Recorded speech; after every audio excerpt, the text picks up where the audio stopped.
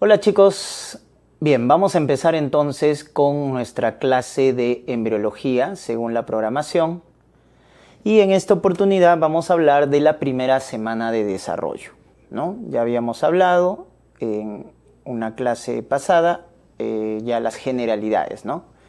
Periodos del desarrollo, lo que era la gametogénesis, ahora nos toca ya la primera semana del desarrollo, que va desde lo que viene a ser la fecundación hasta la implantación, ¿correcto? Entonces, para ello acá es necesario remontarnos, antes de ver el proceso de la fecundación, el ciclo ovárico y el ciclo uterino, que se despierta en la mujer en la pubertad, ¿no? Entonces es importante enmarcarnos antes de la fecundación. Es importante entenderlo, ¿ya? Para poder integrar todo. Entonces, miren, en la pubertad de una mujer empieza a madurar lo que viene a ser el eje hipotalámico hipófisis. Entonces, el hipotálamo y la hipófisis empiezan a producir hormonas que van a activar el eje gonadal. Y eso va a desencadenar pues lo que viene a ser el ciclo ovárico y el ciclo uterino.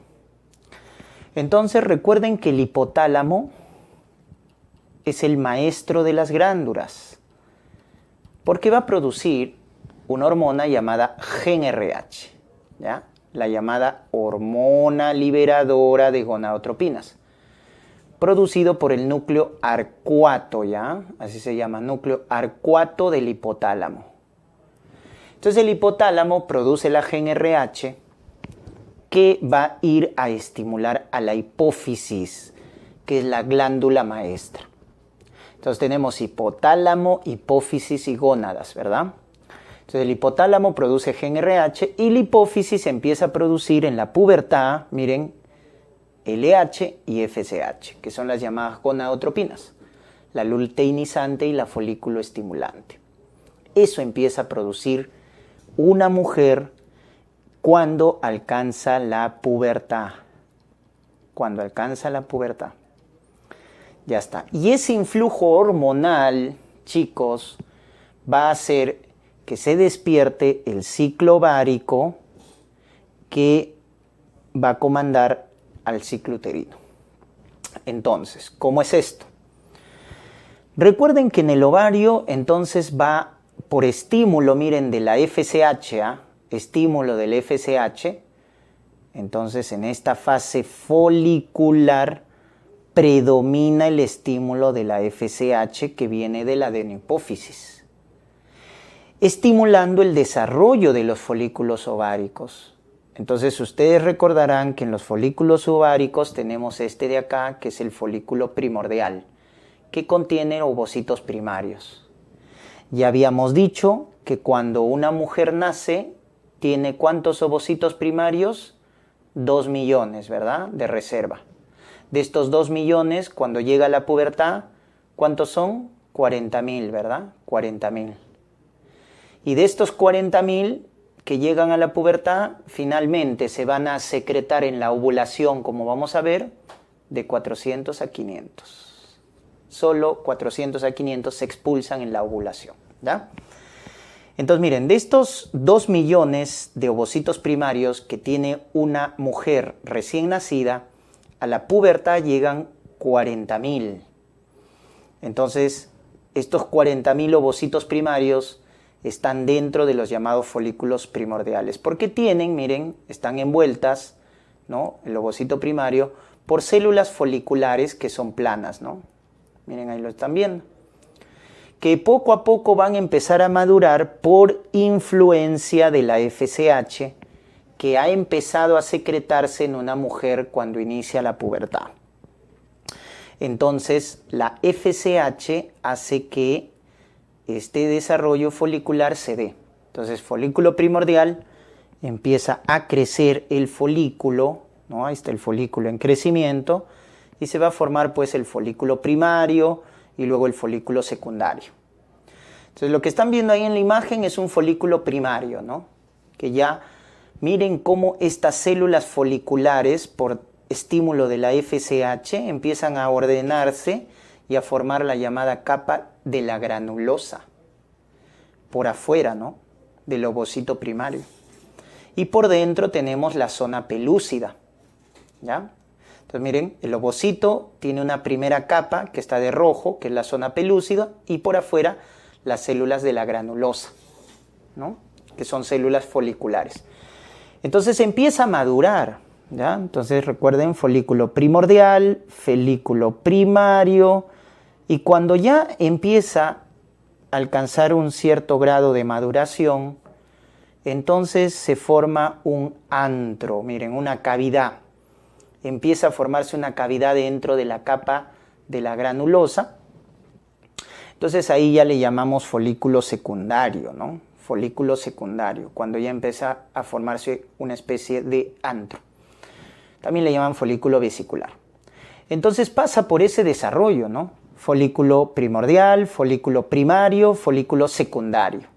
Sobre todo, el folículo primario y secundario son los que tienen más receptores para la FSH, ¿ya? El que tiene menos acción con la FSH es el folículo primordial. O sea, el folículo primordial por sí mismo va a desarrollarse a folículo primario. Pero a partir del folículo primario ya la FSH tiene mayor influencia para que se desarrolle, ¿no? El folículo primario y luego a folículo secundario. Porque empiezan a desarrollarse varios folículos, chicos. En el ovario de la mujer, más o menos, empiezan a desarrollarse 15 a 20 folículos, ojo, 15 a 20 folículos, ¿ya? Entonces no es que se desarrolle un solo folículo, no, se desarrollan 15 a 20 folículos, pero al final solo uno es el que va a madurar y va a producir la ovulación. De estos 15 a 20 que se empiezan a madurar, solo uno llega a la ovulación, ¿ya? Recuerden ese dato. Entonces este desarrollo folicular, acuérdense que está estimulado por la FSH, ¿correcto? Ya está. Luego tenemos otra influencia hormonal que ya es dada por el ovario, ¿correcto? O sea, el ovario empieza también a secretar hormonas. ¿Y qué parte del ovario? Entonces vamos a ver acá. Miren que estas células de la granulosa, ¿no es cierto? Miren, ahí está la célula de la granulosa, empieza a rodearse de otras células. Miren, la teca, una teca externa, una teca interna. Entonces miren acá que el ovocito secundario, cuando ya está en un folículo desarrollado secundario, ¿no? Miren el ovocito ahí. El ovocito, acuérdense, va a estar envuelto por una capa granulosa, que son estas células de acá, circundantes, ¿no? Primero por una zona pelúcida, que es la capa rojita. ¿Estamos? Entonces, miren las capas, ¿ah? Miren, lo rojito es la zona pelúcida. Luego, ¿quién lo envuelve? La capa de la granulosa. Luego, ¿quién lo envuelve? La teca. Miren, primero una teca interna y luego una teca externa. ¿Se dan cuenta? Se empiezan a aparecer más capas. Y estas capas empiezan a producir hormonas, chicos. Entonces, conforme se va desarrollando el folículo, entonces, esta teca interna, la teca interna, va a empezar a producir hormonas. ¿Qué hormonas? Andrógenos, chicos. ¿Ya? Empieza a producir testosterona. Vamos a apuntarlo por acá. Testosterona. Y también empieza a producir androstenediona. Androstenediona. ¿Qué son esos, doctor? Son andrógenos, chicos. Son andrógenos. Por eso no te vayas a confundir y decir, oye, una mujer no produce testosterona. Falso. La mujer produce testosterona, androstenediona, que son andrógenos. A diferencia del varón, el varón produce testosterona y lo convierte en una hormona más activa, que es la dihidrotestosterona. En cambio, la mujer convierte estos andrógenos por las capas de la granulosa, lo convierte en ¿qué? En estrógenos. Lo convierte en estradiol y en estrona por una enzima llamada aromatasa. Esa es la diferencia. Entonces quiero también que te acuerdes que los folículos producen hormonas, ¿ya? Entonces en el caso de la mujer, la teca interna es la que produce andrógenos y la granulosa hace que estos andrógenos se conviertan en estrógenos por una enzima llamada aromatasa, la aromatasa ovárica.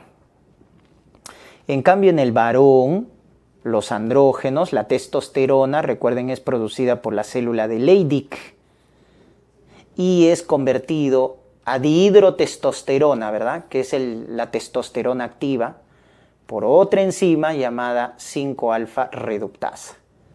Miren la diferencia. Entonces el varón convierte la testosterona en dihidrotestosterona, en cambio la mujer convierte la testosterona, la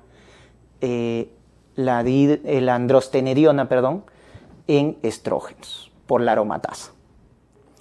De tal manera entonces, chicos, que vamos a ver acá que se va a producir en esta primera etapa del desarrollo folicular en el ovario estrógenos. Pues miren, estrógenos, empieza a producirse, ¿no?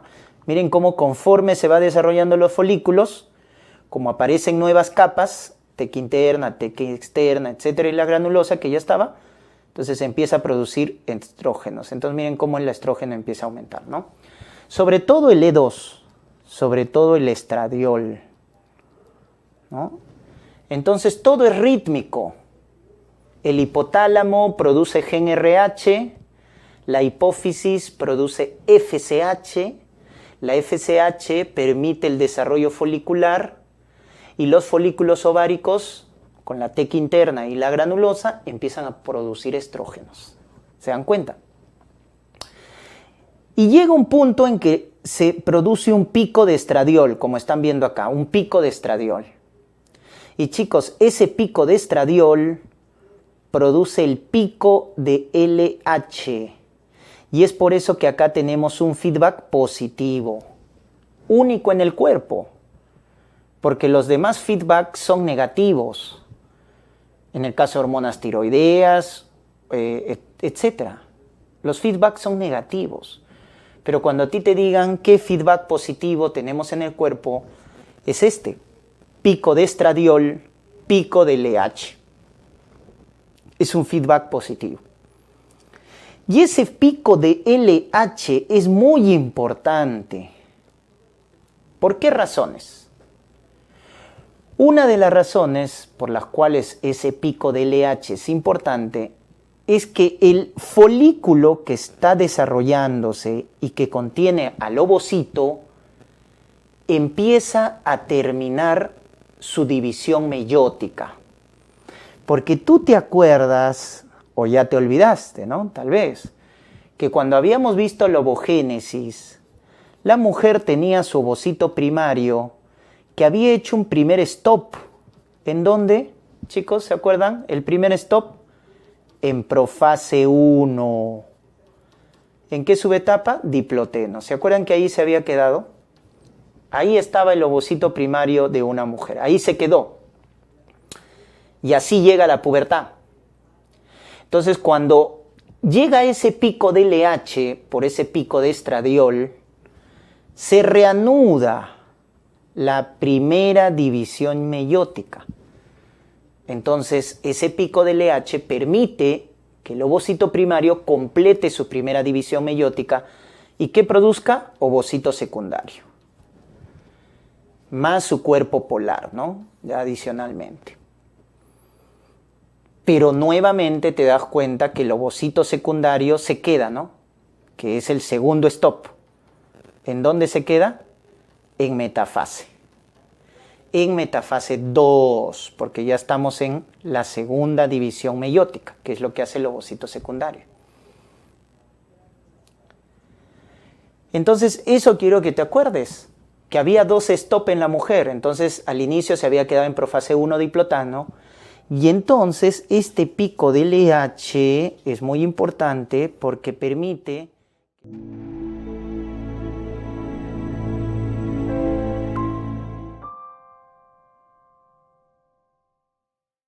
Hola, soy el Dr. Jaime Torres. Si te ha gustado este video y quieres recibir más contenido académico, no olvides matricularte a nuestro curso de Ciencias Básicas.